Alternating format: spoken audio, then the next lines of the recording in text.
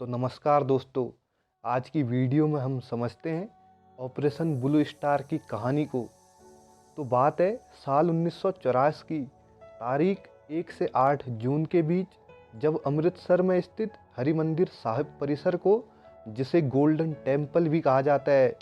खालिस्तान समर्थक जनरल सिंह भिंडरावाले और उनके समर्थकों से मुक्त कराने के लिए एक अभियान चलाया गया, जिसे ऑपरेशन ब्लू स्टार नाम दिया जाता है। क्योंकि पंजाब में भिंडरावाले के नेतृत्व में अलगाववादी ताकतें सशक्त हो रही थी, जिन्हें पाकिस्तान से समर्थन मिल रहा था। लेकिन अगर हम ऑपरेशन ब्लू स्टार के रिजल्ट को देखें, जहां इस एक्शन ने पंजाब समस्या को पूरे वर्ल्ड में चर्चित कर दिया, वहीं इससे सिख समुदाय की भावनाएं आहत होती हैं और अनेक सुपरवाइजर मानते हैं कि इस कदम ने समस्या को और जटिल बना दिया। लेकिन समस्याएं यहीं से शुरू नहीं होती। अगर हम इसके हिस्टोरिकल बैकग्राउंड को देखें, तो पंजाब में प्रॉब्लम की शुरुआत 1970 के दशक से अकाली पॉलिटिक्स में खींचतान और अकालियों की पंजाब संबंधित मांगों के रूप में हुई। 1973 और 1978 ईस्वी में अकाली दल आनंदपुर साहिब प्रस्ताव पारित करता है और ओरिजिनल ऑफर में यह सुझाया जाता है कि भारत की केंद्र सरकार का केवल रक्षा, विदेश नीति, संचार और मुद्रा पर अधिकार हो, जबकि अन्य सब्जेक्ट पर स्टेट को पूर्ण अधिकार होना चाहिए। वे भारत के उत्तरी क्षेत्र पर ऑटोनॉमी नहीं चाहते थे। उनकी मांग थी कि चंडीगढ़ केवल पंजाब की ही राजधानी हो और पंजाबी भाषा एरिया पंजाब में शामिल किए जाएं और नदियों के मुद्दे पर सर्वोच्च न्यायालय की राय ली जाए और फौज में भर्ती काबिलियत के आधार पर हो और सिखों की भर्ती पर लगी कथित सीमा हटाई जाए तथा अखिल भारतीय गुरुद्वारा कानून बनाया जाए, और जिससे अकालियों का समर्थन और प्रभाव बढ़ने लगा। लेकिन होता यह है कि अमृतसर में 13 अप्रैल 1978 को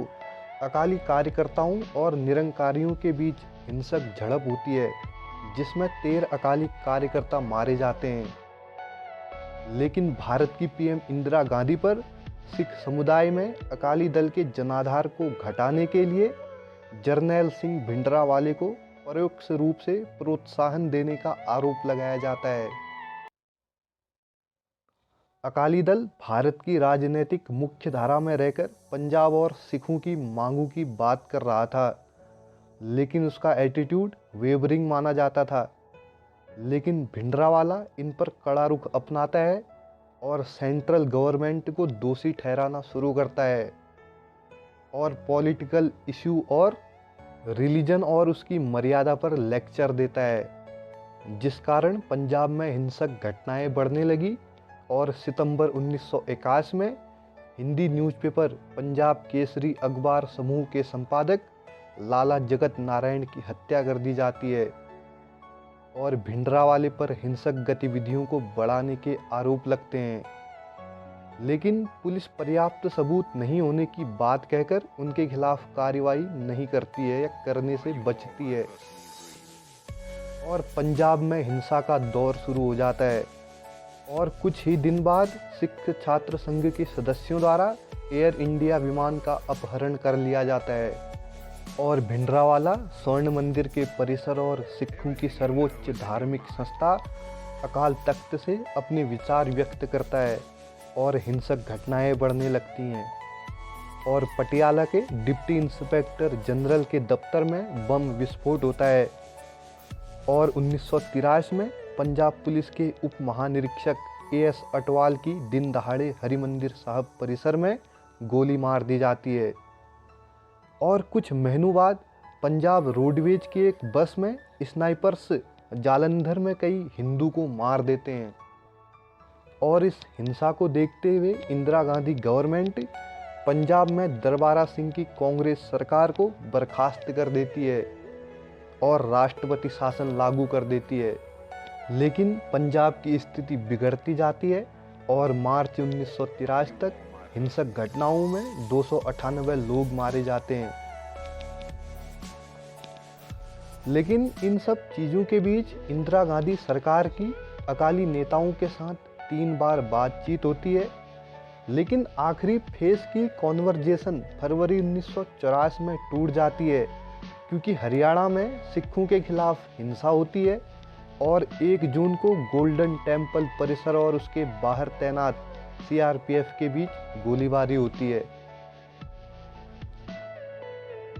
लेकिन 1950 ईस्वी में होने वाले आम चुनाव से ठीक पहले इंदिरा गांधी इस समस्या को सुलझाना चाहती थी।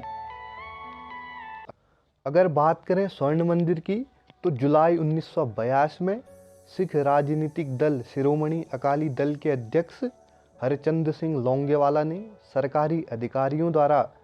गिरफ्तारी से बचने के लिए दमदमी टकसाल के नेता भिंडरावाले को स्वर्ण मंदिर में निवास करने के लिए आमंत्रित किया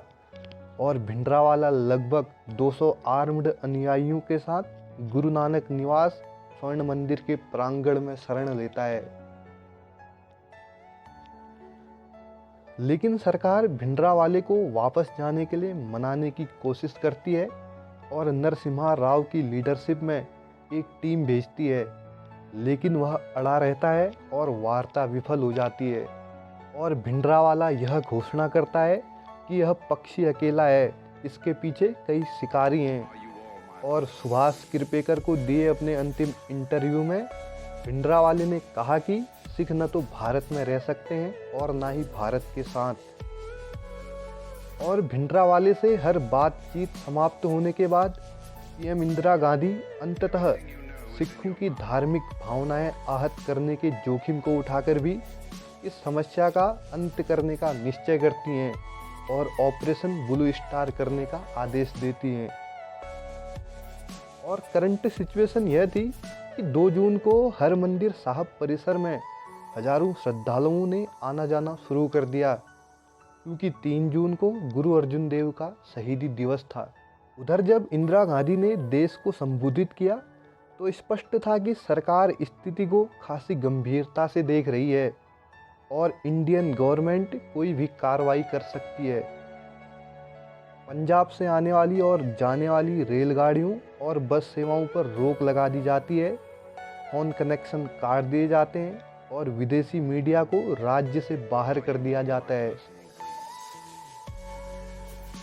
3 जून तक 10,000 से 15,000 तीर्थयात्री गुरु पर्व में शामिल होने के लिए पंजाब के शहरों और गांवों से आने लगते हैं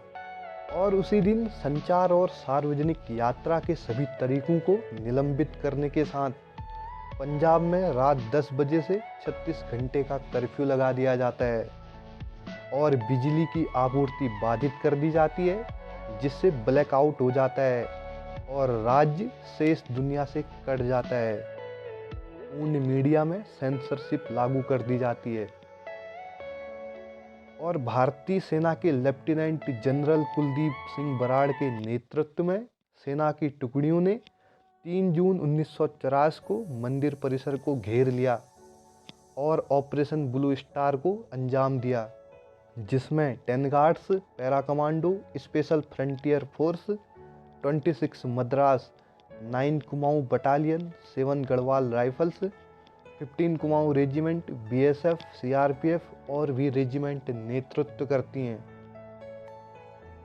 4 जून को सेना गोलीबारी शुरू करती है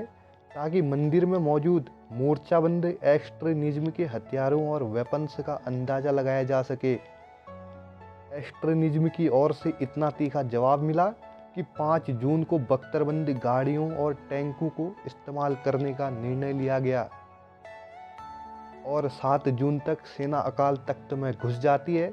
जहां भिंडरावाले, सबेक सिंह और अमरीक सिंह के शव पाए जाते हैं। सेना हरिमंदिर साहब परिसर पर प्रभावी नियंत्रण हासिल कर लेती है और 10 जून की दोपहर तक ऑपरेशन खत्म हो जाता है। परिणाम स्वरूप खून खराबा होता है, अकाल तख्त तबाह हो जाता है। अकाल तख्त धार्मिक दृष्टि से बहुत महत्वपूर्ण था, क्योंकि उसे मुगल तख्त से ऊंचा बनवाया गया था। भारत सरकार के व्हाइट पेपर के अनुसार 83 सैनिक मारे गए और 249 घायल हुए, 493 चरमपंथी या आम नागरिक मारे गए, 86 घायल हुए और 1592 गिरफ्तार हुए। लेकिन ये डाटा डिस्प्यूटेड माना जाता है। लेकिन परिणाम स्वरूप इस कार्रवाई से सिख समुदाय की भावनाओं को ठेस पहुंची और स्वर्ण मंदिर पर हमला करने को बहुत से सिखों ने अपने धर्म पर हमला करने के समान माना। भले ही ऑपरेशन ब्लू स्टार काफ़ी हद तक सफल रहा, परंतु यह इंदिरा गांधी की सबसे बड़ी राजनीतिक हारों में से एक साबित हुआ। सिखों और कांग्रेस पार्टी के बीच दरार पैदा हो गई। लेकिन एक बात, ब्लू स्टार ऑपरेशन के बाद सेना ने बयान दिया कि कई महीनों की अवधि में अकाल तख्त के भीतर एक शस्त्रागार बनाया गया था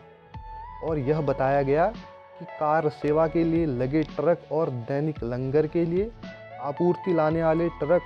बंदूकों और गोला बारूद की तस्करी कर रहे थे। और एक औचक निरीक्षण के दौरान ऐसे ही ट्रक को रोका गया और कई स्टेन गन और गोला बारूद बरामद किया। तो ये थी ऑपरेशन ब्लू स्टार की कहानी।